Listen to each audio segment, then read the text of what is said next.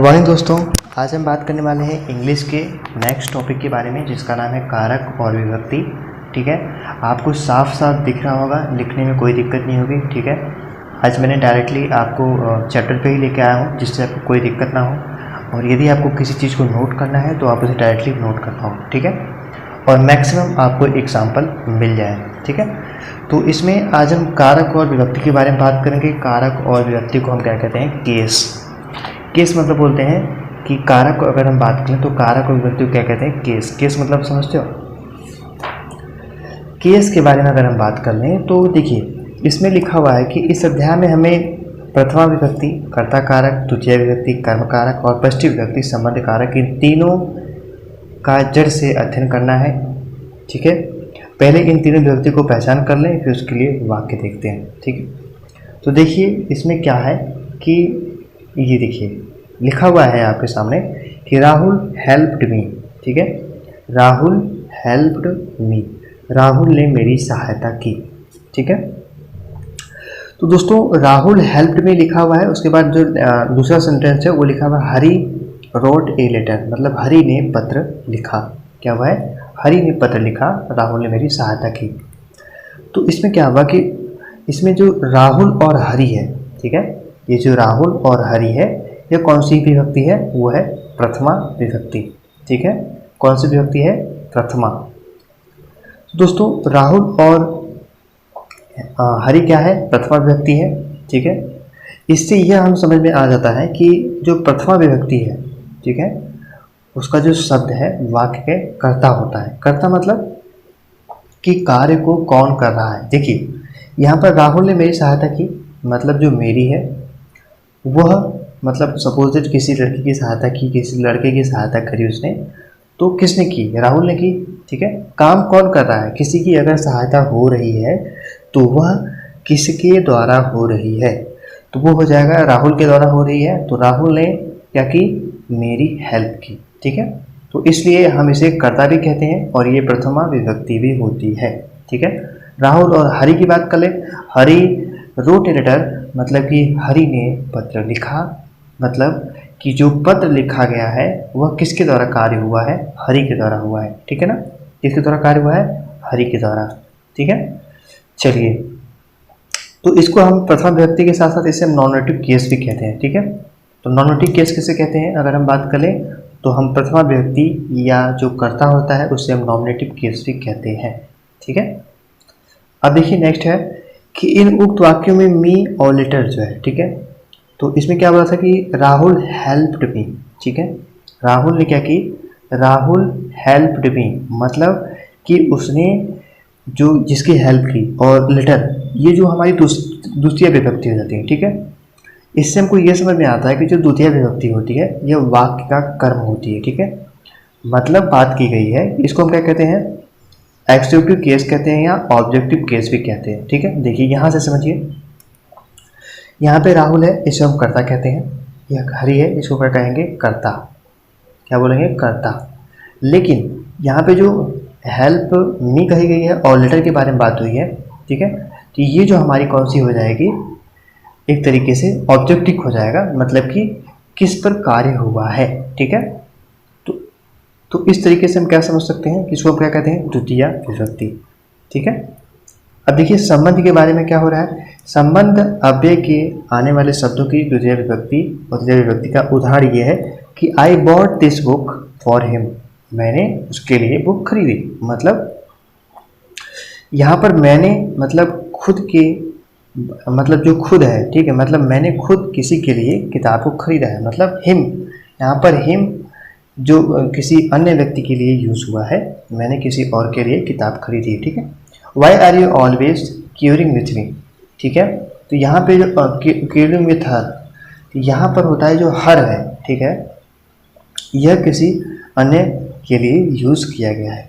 ठीक है, तो ये चीज़ आपको समझ में आ गई होगी। अब हम थोड़ा सा आगे चलते हैं,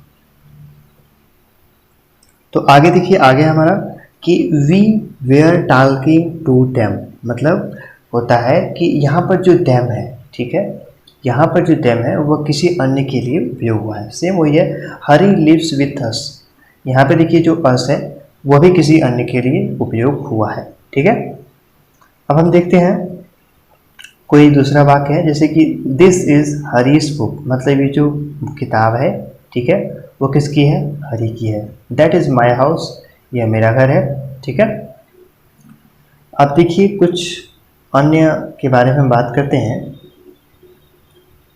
देखिए यहाँ पे लिखा है कि इन विभक्तियों को रेखांकित शब्द में जो हरी और माई षष्ठी विभक्ति है, ठीक है, मतलब कि जो हरी है और जो माई है, ठीक है, इन दोनों को दर्शाने का जो शब्द है, इससे यह समझ में आता है हमको कि ये जो कौन सी विभक्ति है? षष्ठी विभक्ति है, ठीक है। अब देखिए विभक्ति कई प्रकार की होती हैं, ठीक है, उनको समझने के लिए नीचे दिया गया है एक पैराग्राफ, ठीक है। चलिए तो इसको हम समझते हैं कौन सी विभक्ति में किस प्रकार से यूज होता है, ठीक है। देखिए प्रथम विभक्ति, द्वितीय विभक्ति और तृतीया विभक्ति, प्रथम, द्वितीय और तृतीय, ठीक है। ये जो पैराग्राफ है मोस्ट इम्पॉर्टेंट है, आपको समझना चाहिए, ठीक है, और इसको आपको नोट भी कर लेना चाहिए आपको, ठीक है। तो आज से जो क्लास रहेगी आपको डायरेक्टली ऑन द फ्रंट रहेगी, लिखना नहीं पड़ेगा, आपको दिक्कत नहीं होगी, जो भी होगा आपको क्लेरिफाई दिखेगा, ठीक है ना। तो इसमें लिखा हुआ है कि आई मतलब क्या होता है? मैं, ठीक है। एकदम बेसिक से ग्रामर चल रहा है। यदि आपको क्लास पसंद आ रही हो तो प्लीज़ एक बार लाइक और शेयर सब्सक्राइब जरूर कर दीजिएगा, ठीक है।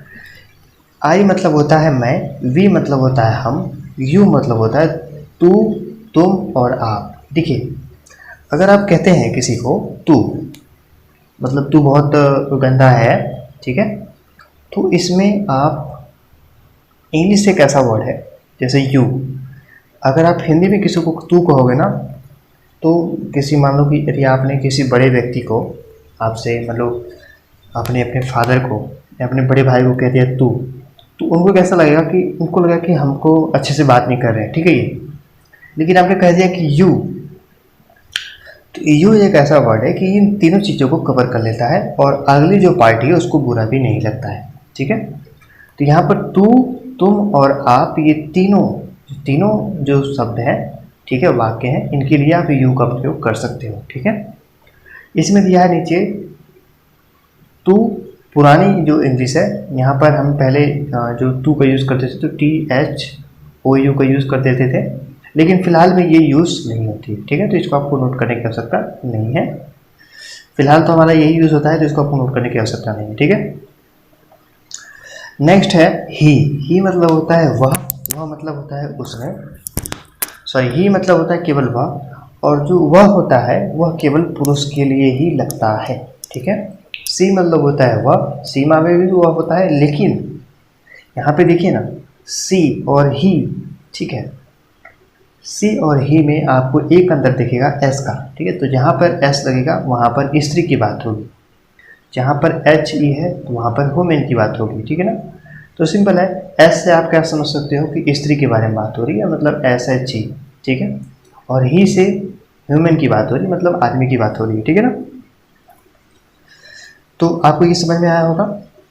अब देखते हैं आगे कि यहाँ पर इट लिखा हुआ है, इट क्या होता है? यह हमेशा वह, इट मतलब भी वो होता है, लेकिन ये नपुंसक लिंग, जैसा कि मैंने इसके पहले जो आपको क्लास बताई थी नपुंसक लिंग में क्या क्या से आते हैं, कौन कौन से शब्द आते हैं, उसके बारे में मैंने आपको बताया था, ठीक है। तो यदि आपने क्लास नहीं देखी है तो प्लीज़ उसको एक बार देख लीजिएगा। दे मतलब होता है वे, उन्होंने, ठीक है, वे होता है और उन्होंने होता है, ठीक है। तो दे मतलब क्या होता है? वे और उन्होंने, आपको समझ में आ गया होगा। अब हम थोड़ा सा इसके आगे भी समझ लेते हैं। यहाँ पे लिखा हुआ है कि आई का जो द्वितीय विभक्ति होती है वो होती है मी। मी मतलब होता है मुझे, ठीक है। ही हेल्प्ड मी मतलब उसने मेरी मदद की, मेरी मदद की या मुझे मदद की, ठीक है। या देखिए ये द्वितीय विभक्ति के बारे में होगा, ठीक है। और तृतीय विभक्ति के बारे में अगर हम बात करें आई के बारे में, तो माई और माइन। माई मतलब होता है मेरा, माइन मतलब होता है भी मेरी या मेरे, ठीक है। तो माई और माइन ये हमारा षष्ठी विभक्ति है, मतलब जो षष्ठी होती है वह लास्ट विभक्ति, ठीक है। तो आई, मी और माई और माइन ये हमारा हो जाता है आई का, मतलब मैं, मुझे, मेरा, मेरी, मेरे। हम का द्वितीय विभक्ति क्या होता है? अस होता है। क्या होता है? अस। अस में हम केवल हमें का यूज करते हैं, वी में हम क्या कहते हैं? हम। अस मतलब हमें, और अवर और आवर्स हमारा, हमारी, हमारे के लिए उपयोग होता है। तू, तुम, आप, ये यू के बारे में होता है। अगर हम बात करें दोबारा से, जो द्वितीय विभक्ति होती है यू की, तो वो भी यू ही होती है। उसमें तुम्हें और आपके बारे में बात होता है, आपको। और जो षष्ठी विभक्ति होती है उसमें योर और योर्स होता है, तुम्हारा नाम क्या है, what is your name. By example ये समझिए, व्हाट इज़ योर नेम मतलब आपका नाम क्या है। अब देखिए जो तू लिखा है इसको हम समझेंगे नहीं, कोई दिक्कत नहीं है। अब ही के बारे में बात करें तो ही की जो हमारी द्वितीय विभक्ति होती है वो होती है हिम, ठीक है। तो हिम की जो षष्ठी विभक्ति होती है, सॉरी ही की, वो होती है हिज। हिज मतलब होता है उसका, उसकी या उसके, ठीक है। अब देखिए आ गया इट। इट मतलब होता है आपको या उसका, ठीक है। It, it, it's. दे का होता है वे, उन्होंने, देम का होता है उन्हें, उनको, देयर का होता है उनका, ठीक है। तो इस तरीके से आप सबको नोट कर लीजिएगा। अब देखिए थोड़ा सा और है, ठीक है।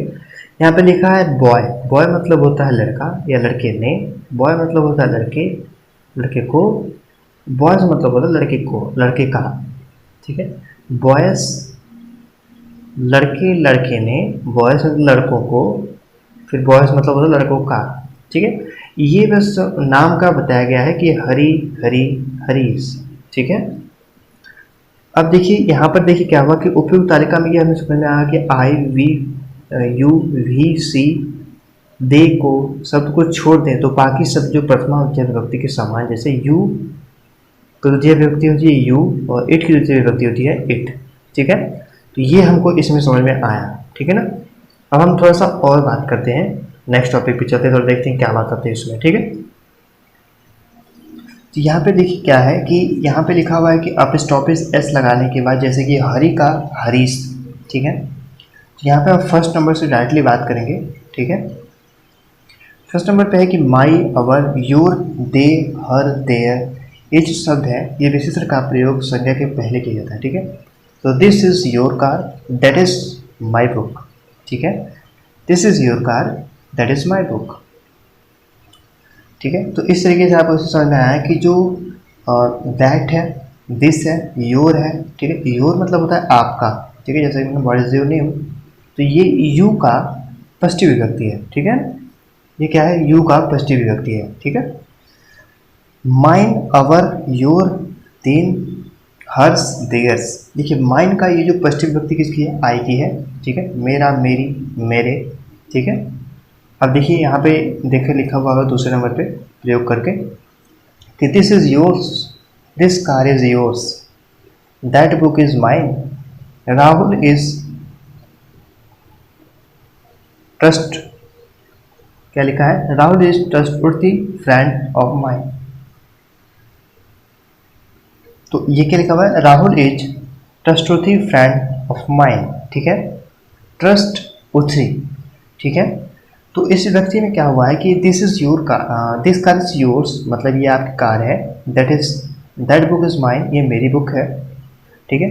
तो राहुल के बारे में भी बात की, जो फ्रेंड है वह सत्य तरीके से, जो फ्रेंड है वो मेरा है, ठीक है, मेरी है। माइन, मेरा, मेरी सबके लिए यूज होता है, ठीक है। चलिए अब हम बात कर लेते हैं दिस इज हिज बुक या दिस बुक इज हिज, ठीक है।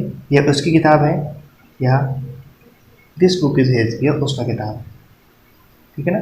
तो इस तरीके से भी आप इसे यूज़ कर सकते हैं, ठीक है।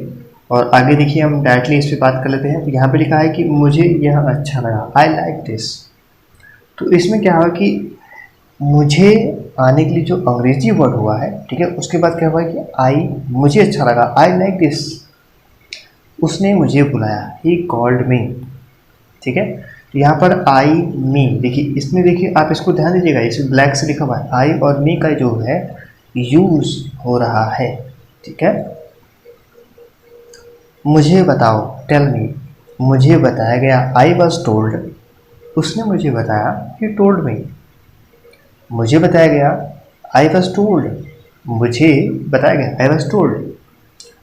मुझे ये चाहिए, आई वॉन्ट दिस।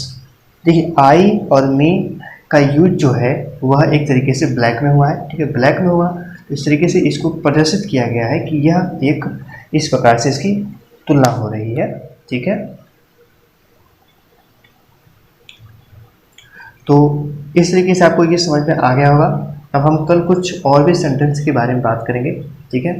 और यदि क्लास अच्छी लगी हो तो प्लीज़ एक बार लाइक शेयर सब्सक्राइब जरूर करिएगा। तो इस लेसन में आपको क्या समझ में आया, जो भी जैसे कि मैंने आपको बताया था कि जो पैराग्राफ आपने देखा था, ठीक है, तो इस पैराग्राफ में जो आई वी यू ही सी दे, ठीक है, इनको किस तरीके से इनकी द्वितीय विभक्ति क्या है, इसकी षष्ठी विभक्ति क्या है, इसके बारे में इस क्लास में समझा, ठीक है। किस तरीके से कहाँ यूज़ होता है इसके बारे में भी समझ लिया है। अब हम कल बात करेंगे नेक्स्ट टॉपिक के बारे में।